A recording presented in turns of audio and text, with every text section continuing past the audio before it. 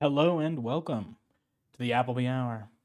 I'm Appleby, and today I'd like to defend Gnosticism.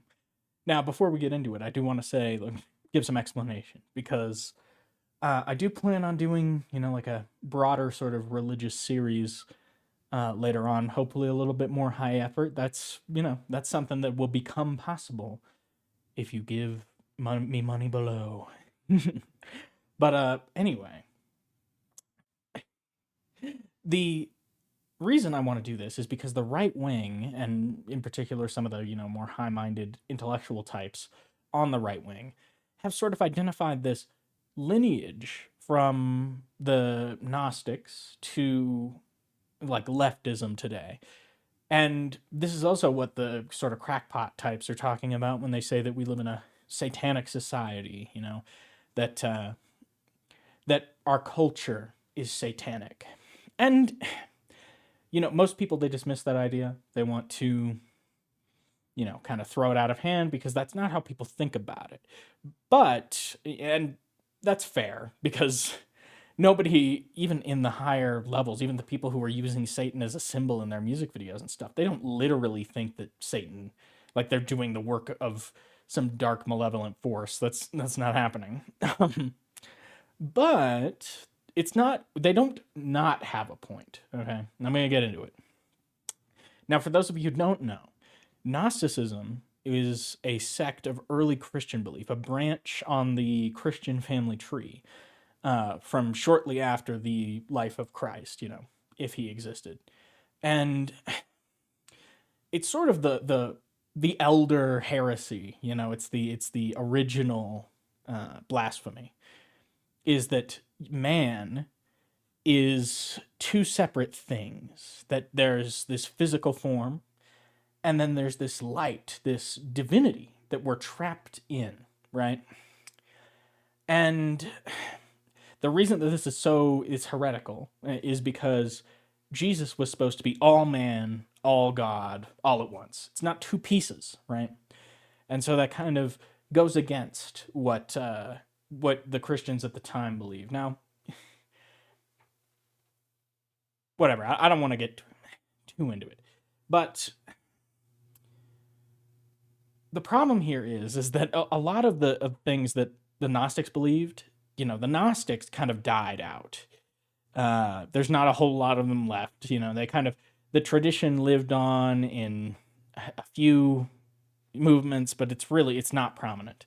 The ideas, however, have fractured and gone all over the place, and including into modern Christianity, because people believe that they have a soul and that when they die, their soul leaves their body and they go either to heaven or hell. That's the popular Christian mythology. The Bible's pretty goddamn clear that is not how it works. The universe is purely Christianity, if you read the text, purely monistic, which means they believe there is only one type of stuff. There is no dualism going on. The physical reality is the divine reality. We live in this fallen world, but the fallen part is not the physical part. The fallen part is that it's been corrupted. It's like twisted from its original vision.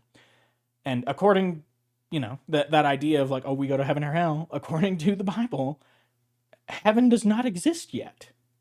Heaven will descend from the clouds and plop its ass down in Israel, Palestine, and it'll be in the form of the city of a cube, which is a city with gates made out of giant pearls. When you hear the thing about the pearly gates, they're not gates topped with pearls. It's a gate carved into a pearl, and there'll be roads of transparent gold. It sounds lovely. It does, but it does not exist yet.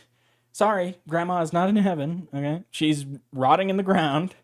That's according to the Bible. And one day she will be physically resurrected, and then she can walk her ass to heaven. Or, no. But that's the idea. I'm being hyperbolic. Now, Gnosticism is, a refutation of that idea. And like I said, it's been sort of incorporated into modern Christianity. but it's the idea of like, we are divine, we do have a soul, there's a spark in us, a bit of divine light trapped in this decaying material husk. And that gnosis, knowledge, can be gained to reconnect with divinity. And so they see Lucifer as the serpent, as a heroic figure. In their account of the Garden of Eden, basically what they've done is they've just added another layer to the onion, right? So in the original story, God creates the garden, and man and this spiritual being, the serpent, which most people agree is Satan, and Satan is Lucifer. That's the common Christian, mythology, and I happen to agree. I think there's biblical precedent for that. That's more biblically based than the idea that heaven currently exists and grandma is chilling there. Uh, but in Gnostic myth, it's been zoomed out. So there's this great, perfect, divine, beneficent God that exists. And then below that is the guy we call Yahweh, a rebellious, lesser being. He takes the role of Lucifer. And so he foolishly believes that he is the highest being in existence, and that he creates this world, his imperfect world with suffering and all these horrors, and he kills people left and right, genocide. He doesn't care. He's a monster, the God of the Bible. And they call him Yaldabaoth or Yaldabaoth, whichever sounds more Lovecraftian. And so Lucifer is actually a messenger of this higher God. Lucifer was sent to give us the fruit of knowledge of good and evil and say, you need to reconnect with the one true God above Yahweh, above Yaldabaoth, and reestablish your divinity. That's the gnosis, the knowledge that this God is a false God and that we must rise above him, And this is the only, this is the truly, because they don't worship the devil, they don't worship Satan, but he is a heroic figure in Gnosticism. And so this is the closest thing to theistic Satanism that has ever actually existed. I mean, there's a few odd theistic Satanists and Luciferians running around out there, but it's not common, not at all. And this idea, this sort of spirit, does live on in our society. The idea that we are above the God that we created, that we are above this Yahweh, that we can make self-determine on our own terms, that we ought to eat of the fruit. That is the position of modern society. And I agree with it. I mean, humanism, viewed through this lens, through the Christian lens, is satanic. And so they're not wrong when they talk about our modern society being satanic in that way. They've hit on something real there. It's just that we don't believe in any of that supernatural nonsense, and nor should we. It provide us some proof that your desert sky daddy exists, and then maybe maybe then we can have a conversation. But even then, I still think that Lucifer has the right idea. We ought to kill this motherfucker, even if there isn't a higher God. He's an asshole. I don't buy this. I don't like the divine authority thing. No, I am gonna live on my own terms, and I'm not gonna have anybody telling me what for. I am the creator of the reality I live in. I, with my brain, evoke the reality that I live in out of, physical noise, essentially, without something there to observe it. If it is, my position has always been that if a tree falls in the forest and there's no one there to hear it, it does not make a sound. It sends a compression wave through the air, sure, but without an ear to hear it, that is not sound. Sound is a relationship between a compression wave and an observer, something with an ear to hear, And because of that, it's like the universe is, like, where's the center of the observable universe? It's our orbit around the sun. It's Earth. We are the center of the observable universe because we are the ones with eyes to see. And, you take this down to a macro individualist or micro individualist sort of scale, which I want to do. I'm a I'm a staunch individualist.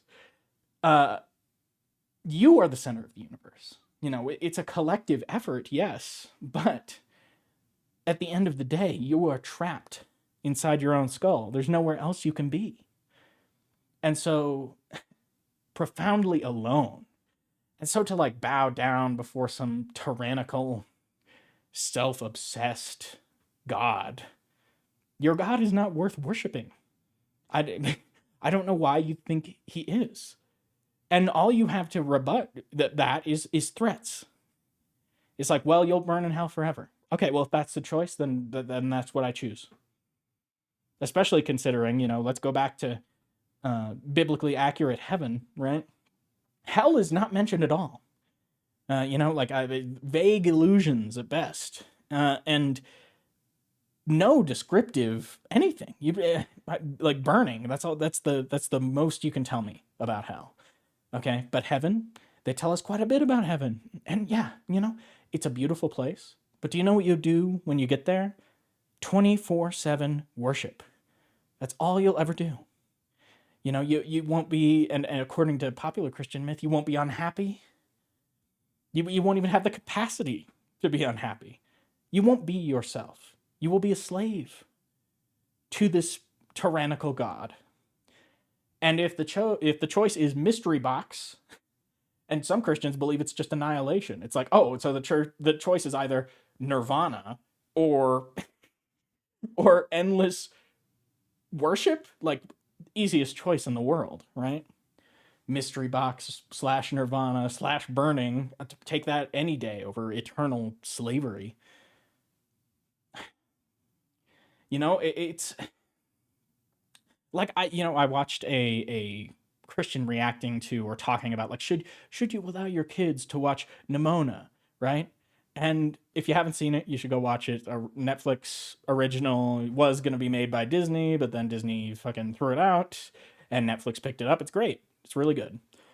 And in it, the message is like that we shouldn't judge other people and like otherize people, make them into monsters because I feel like I shouldn't have to explain why, but they were saying, oh, this is satanic, this is evil. And, through the lens that they're looking through, it's true. It is satanic. It's like, what if we were wrong the whole time? What if we were wrong to rebuke Lucifer? What